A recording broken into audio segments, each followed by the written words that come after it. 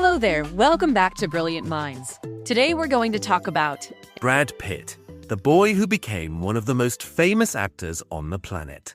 You might know him from films like Troy, Ocean's 11, or Mr. and Mrs. Smith. But long before he was a movie star, before the red carpets and sunglasses, Brad was just a regular kid growing up in a place called Springfield, Missouri. And guess what? He didn't even plan to become an actor. Brad was born on December 18, 1963. He was a cheeky, adventurous kid with blonde hair and a big smile. At home, he loved building things with Lego, racing bikes, and making up silly stories with his younger brother and sister. At school, he liked drawing, acting in class plays, and playing sports, especially tennis and golf. But the thing he really loved was movies. He said going to the cinema was like going to another planet. Aliens, pirates, cowboys. He was hooked. He and his friends would reenact scenes from Star Wars or Indiana Jones, using broomsticks as lightsabers and cardboard boxes as spaceships. Even though he was obsessed with movies, Brad didn't think he could be in them. That just seemed like something for people in Hollywood, and he lived very far from Hollywood.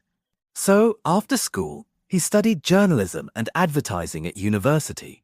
He was just 2 weeks away from graduating when something hit him hard. He said, movies were calling me.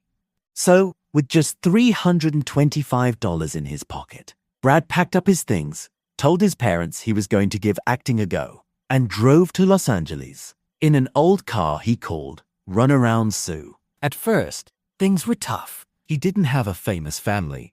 He didn't have an agent, and no one in Hollywood knew his name. He worked odd jobs to survive, including driving limousines and, believe it or not, dressing up as a giant chicken to wave signs outside a fast food place called El Pollo Loco. But he kept going. He went to acting classes, read scripts, and auditioned again and again and again. Sometimes he was told no.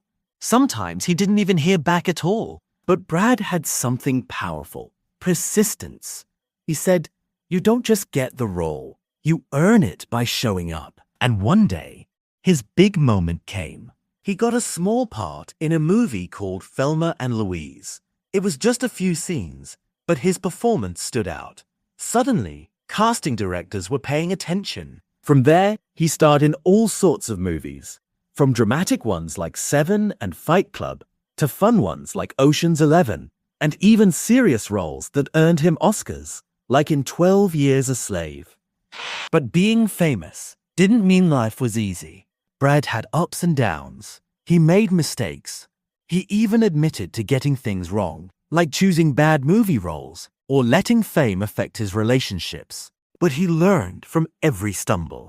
He started his own production company, which means he helped make movies, not just star in them. He used his voice to support charities, rebuild homes after hurricanes, and raise awareness about important issues. And do you know what he once said? You must lose everything in order to gain anything.